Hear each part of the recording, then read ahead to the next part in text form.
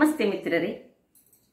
ಮೊಸರು ಹೇಗೆ ಮೂಳೆಯ ಆರೋಗ್ಯವನ್ನು ಸುಧಾರಿಸಲು ಅಂದರೆ ಹೆಚ್ಚಿಸಲು ಸಹಕಾರಿಯಾಗಿದೆ, ಹಾಗೆಯೇ ಈ ತಾವರೆಯ ಬೀಜ ಮಖಾನ ಸೀಡ್ಸ್ ಅಂತ ಏನು ಹೇಳ್ತೇವೆ ಅದು ಸಹ ಈ ಮೂಳೆಯ ಆರೋಗ್ಯವನ್ನು ಹೆಚ್ಚಿಸಲು ಬಹಳ ಉಪಯುಕ್ತ. ಅತ್ಯಂತ ಕ್ಯಾಲ್ಶಿಯಂನಿಂದ ಕೂಡಿದಂತಹ ಈ ಒಂದು ಮಖಾನ ಬೀಜವನ್ನು ಉಪಯೋಗಿಸೋದ್ರಿಂದ ದೇಹಕ್ಕೆ ಬಹಳ ಉತ್ತಮ. ಇವತ್ತು ನಾನು ನನ್ನ ಅಡಿಗೆ ಮನೆಯಲ್ಲಿ ಈ ಮಖಾನ ಬೀಜದಿಂದ ಒಂದು ಚಿಕ್ಕಿಯನ್ನು ತಯಾರಿಸಿದ್ದೇನೆ. ಇದನ್ನು ನಾವು ಮಕ್ಕಳಿಗೆ ಸಹ ಕೊಡ್ಬೋದು. ಈ ಚಾಕ್ಲೇಟನ್ನೆಲ್ಲ ಕೊಡೋ ಬದಲು ಇದನ್ನು ಒಂದೊಂದಾಗಿ ಒಂದು ಸಣ್ಣ ಸಣ್ಣದಾಗಿ ಕೊಟ್ಟರೆ ಮಕ್ಕಳಿಗೆ ಅವರಿಗೂ ಬಹಳ ಉತ್ತಮ. ಹಾಗಿರುವಾಗ ಯಾರೆಲ್ಲ ನನ್ನ ಚಾನಲನ್ನು ನೋಡ್ತಿದ್ದೀರಿ, ಯಾರೆಲ್ಲ ಇನ್ನೂ ಸಬ್ಸ್ಕ್ರೈಬ್ ಮಾಡಿಲ್ಲ, ದಯವಿಟ್ಟು ಸಬ್ಸ್ಕ್ರೈಬ್ ಮಾಡಿ ಸಪೋರ್ಟ್ ಮಾಡಿ ಅಂತ ಹೇಳುತ್ತಾ ಬನ್ನಿ ಈ ಮಖಾನ ಬೀಜದ ಚಿಕ್ಕಿಯನ್ನು ಹೇಗೆ ಮಾಡುವುದು ಎಂದು ನೋಡೋಣ. ನಮಸ್ತೆ ಮಿತ್ರರೇ. ಇವತ್ತು ಈ ಮಖಾನ ಬೀಜ ಅಂದರೆ ತಾವರೆ ಬೀಜೆಯ ಚಿಕ್ಕಿಯನ್ನು ಮಾಡೋಣ. ಈ ಮಕ್ಕಳಿಗೆಲ್ಲ ನಾವು ಚಾಕ್ಲೇಟ್ ಎಲ್ಲ ಕೊಡುವ ಬದಲು ಇಂಥದನ್ನು ಕೊಟ್ಟರೆ ಇದು ಬಹಳ ಉತ್ತಮ ಅಂತ ನನ್ನ ಭಾವನೆ. ಮತ್ತು ಅವರವರಿಗೆ ಬಿಟ್ಟದ್ದು ಇದರಿಂದ ಇದು ಚಿಕ್ಕಿ ಮಾಡಿದರೆ ಅಂದರೆ ರೌಂಡ್ ಚಿಕ್ಕಿ ಬರ್ತದೆ. ಅದು ಏನಾಗ್ತದೆ ಹೇಳಿದರೆ ಚಾಕ್ಲೇಟ್ನ ಹಾಗೆ ಕಾಣ್ತದೆ. ಹಾಗಾದರೆ ಇಲ್ಲಿ ನಾನು ಮಖಾನ ಒಂದು 50 ಗ್ರಾಮ್ಸ್ ತೆಗೆದುಕೊಂಡಿದ್ದೇನೆ. 50 ಗ್ರಾಮ್ಸ್ನಷ್ಟು ಬೆಲ್ಲ ತೆಗೆದುಕೊಂಡಿದ್ದೇನೆ. ಸ್ವಲ್ಪ ಬಡೆ ಸೊಪ್ಪು, ಒಂದು ಅರ್ಧ ಚಮಚದಷ್ಟು ಬಡೆ ಸೊಪ್ಪು, 1 ಚಮಚದಷ್ಟು ಇದು ಬಿಳಿ ಎಳ್ಳು ತೆಗೆದುಕೊಂಡಿದ್ದೇನೆ. 2 ಏಲಕ್ಕಿ, ಇದನ್ನೀಗ ಗುದ್ದುಕೊಳ್ಬೇಕು. ಸ್ವಲ್ಪ ಈ ಜಾಯ್ಫಲ್ ಅಂದರೆ ನಟ್ಮಗ್ಗಿದ್ದು ಸ್ವಲ್ಪ ಪೌಡರ್. ಈಗ ಮೊದಲಿಗೆ ಇಲ್ಲೊಂದು ಗ್ಯಾಸ್ನಲ್ಲಿ ನಾವು ಒಂದು ಬಾಣಲೆಯನ್ನಿಟ್ಟು ಇದನ್ನು ಹುರಿಯೋಣ. ಯಾವುದನ್ನು ನಮ್ಮ ಮಖಾನ ಬೀಜಗಳನ್ನು ಹುರಿಯೋಣ. ಹುರಿಯುವುದು ಹೇಳಿದರೆ ಜಸ್ಟ್ ಅದು ಸ್ವಲ್ಪ ಕ್ರಿಸ್ಪಿ ಮಾಡಿಕೊಳ್ಳೋಣ.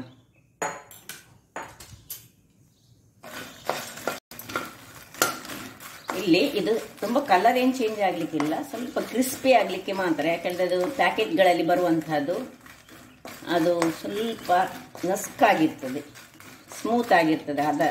ಹಾಗಾಗಿ ನಾವು ಅದನ್ನು ಸ್ವಲ್ಪ ಕ್ರಿಸ್ಪಿ ಮಾಡಿಕೊಳ್ಳೋದು. ಆಮೇಲೆ ಇದೀಗ ನಾವು ಆಫ್ ಮಾಡಲಿಕ್ಕೆ ಆಗುವಾಗ ಇದಕ್ಕೆ ಸ್ವಲ್ಪ ಈ 1 ಚಮಚದಷ್ಟು ಎಳ್ಳನ್ನು ಸಹ ನಾವು ಹಾಕೊಳ್ಳೋದು. ಇನ್ನು ಎಳ್ಳು ಸ್ವಲ್ಪ ಒಡೆಯುವಾಗ ಇದನ್ನು ನಾವು ತೆಗೆದುಕೊಳ್ಳೋಣ. ನೋಡಿ, ಎಳ್ಳೀಗ ಒಡಿಲಿಕ್ಕೆ ಶುರುವಾಯಿತು. ಇದನ್ನೀಗ ನಾನು ತೆಗೆದುಕೊಳ್ತಿದ್ದೇನೆ.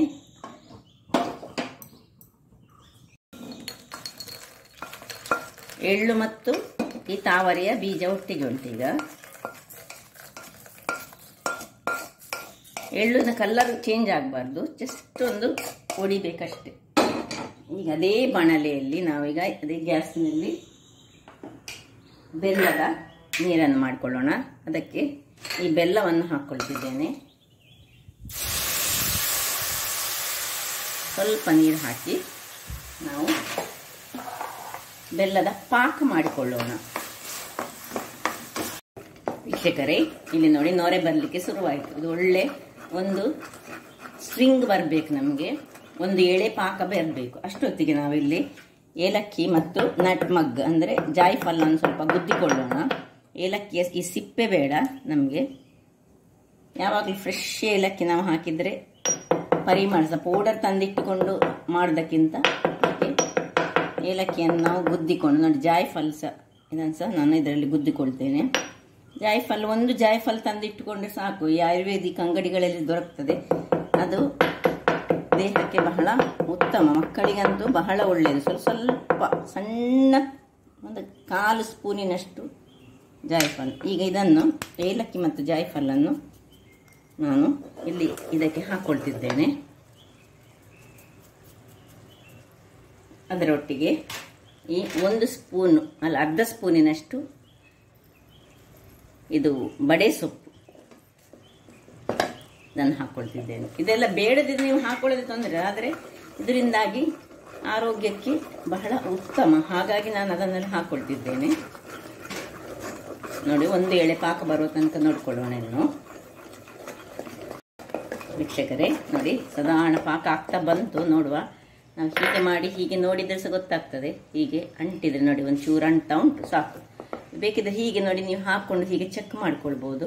ಚೆಕ್ ಮಾಡುವಾಗ ಇದು ಹೀಗೆ ನೋಡಿ, ಹೀಗೆ ರೌಂಡಲ್ಲಿ ಬಂದರೆ ನೋಡಿ ಹೀಗೆ ಬರ್ತಾ ಉಂಟು, ಸಾಕು. ಇದು ಈಗ ಇದು ಇಷ್ಟ ಆಗುವಾಗ ಇದನ್ನು ನೋಡಿ ಇದರಲ್ಲಿ ನಾವು ಸೇರಿಸ್ಕೊಂಡು ಚೆನ್ನಾಗಿ ಮಿಕ್ಸ್ ಮಾಡಿಕೊಳ್ಬೇಕು.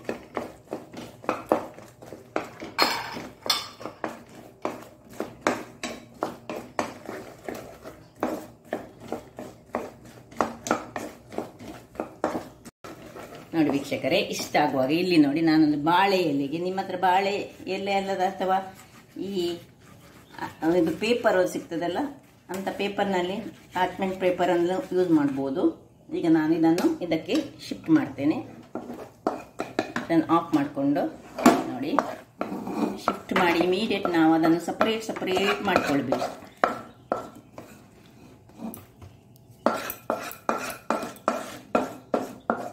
ಇದರಲ್ಲಿ ಇರುವ ಎಳ್ಳು ಸಹ ಅದರ ಮೇಲೆ ಬರಬೇಕು. ಎಲ್ಲವನ್ನು ಸಹ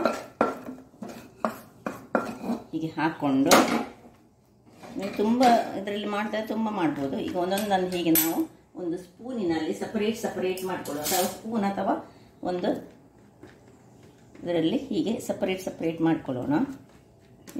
ಸಪರೇಟಾಗಿ ಚಿಕ್ಕಿಯ ಹಾಗೆ ತಿನ್ನಲಿಕ್ಕೆ ಚೆನ್ನಾಗಿ ಬರ್ತದೆ. ಹೀಗೆ 2 3 ಒಟ್ಟಿಗೆ ಹೀಗೆ ಮಾಡ್ಕೊಳ್ಳೋಣ. ನೋಡಿ, ಅದಕ್ಕೇನು ಬೇರೆ ಹೀಗೆ ಬೇಕಂತಿಲ್ಲ. ಇದು ಒಂದೊಂದನ್ನು ಮಕ್ಕಳಿಗೆ ಹೀಗೆ ಕೊಡ್ಬೋದು ಚಿಕ್ಕಿಗಳಾಗಿ. ಅದು ಸ್ವೀಟ್ಸ್ ಇರ್ತದೆ, ಆರೋಗ್ಯಕ್ಕೆ ಸಹ ಒಳ್ಳೆಯದು. ಎಲ್ಲವನ್ನು ನಾನು ಹೀಗೆ ಒಂದೊಂದಾಗಿ ಸಪರೇಟ್ ಮಾಡ್ಕೊಳ್ತೇನೆ. ವೀಕ್ಷಕರೇ, ಇಲ್ಲಿ ನೋಡಿ ನಾನು ಎಲ್ಲವನ್ನು ಹೀಗೆ ಸಪರೇಟ್ ಕೆಲವು 3 ತಾವರೆ ಬೀಜ, ಕೆಲವು 2 ತಾವರೆ ಬೀಜಗಳೊಟ್ಟಿಗೆ ಅದನ್ನು ಹೀಗೆ ಬಿಸಿ ಇರುವಾಗಲೇ ನಾವು ಸಪರೇಟ್ ಮಾಡಿಕೊಳ್ಬೇಕು. ನೋಡಿ, ಮಖಾನ ಬೀಜದ ಚಿಕ್ಕಿ ರೆಡಿಯಾಗಿದೆ. ಆರೋಗ್ಯಕ್ಕೆ ಸಹ ಬಹಳ ಒಳ್ಳೆಯದು. ನೀವು ಬೇಕಿದ್ರೆ ಇನ್ನೂ ಸಹ ಸ್ವಲ್ಪ ಹೆಚ್ಚು ಬೆಲ್ಲಗಳನ್ನು ಹಾಕ್ಕೊಂಡು ಮಾಡ್ಬೋದು. ಇಲ್ಲಿ ನೋಡಿದ್ರಲ್ಲ ವೀಕ್ಷಕರೇ, ನೋಡಿ ಹೇಗೆ ಬರ್ತದೆ ನೋಡಿ. ತಿನ್ನಲಿಕ್ಕೆ ಸಹ ಬಹಳ ರುಚಿಕರವಾಗಿರ್ತದೆ. ಆರೋಗ್ಯಕ್ಕೂ ಸಹ ಈ ಬೀಜಗಳು ಬಹಳ ಒಳ್ಳೆಯದು. ಹೀಗೆ ಒಂದೊಂದು ಮಕ್ಕಳಿಗೆ ಕೊಡ್ಬೋದು ಅಥವಾ ನಾವು ಸಹ ತಿನ್ಬೋದು. ಹಾಗಾದರೆ ನೋಡಿದ್ರಲ್ಲ ವೀಕ್ಷಕರೇ, ಒಂದು ಆರೋಗ್ಯಭರಿತವಾದ ಚಿಕ್ಕಿ. ಇವನ್ ಕಡಲೆ ಚಿಕ್ಕಿ ಸಹ ಬಹಳ ಒಳ್ಳೆಯದು, ಎಳ್ಳಿನ ಚಿಕ್ಕಿ ಸಹ ಬಹಳ ಒಳ್ಳೆಯದು. ಅದರೊಟ್ಟಿಗೆ ಇಂತಹ ಚಿಕ್ಕಿಗಳನ್ನು ಸಹ ನಾವು ತಿಂದರೆ ದೇಹಕ್ಕೆ ಬಹಳ ಒಳ್ಳೆಯದು. ಹಾಗಾದರೆ ನನ್ನ ಈ ಕುಕಿಂಗ್ ಚಾನಲ್ ನಿಮಗೆ ಇಷ್ಟ ಆದರೆ ಬೋಡೂರು ಸುವರ್ಣ ಚಾನಲನ್ನು ಲೈಕ್ ಮಾಡಿ, ಶೇರ್ ಮಾಡಿ ಹಾಗೂ ಸಬ್ಸ್ಕ್ರೈಬ್ ಮಾಡಿ ಹಾಗೂ ನನ್ನ ಇನ್ಸ್ಟಾಗ್ರಾಮ್ ಪೇಜನ್ನು ಫಾಲೋ ಮಾಡಿ. ಧನ್ಯವಾದಗಳು.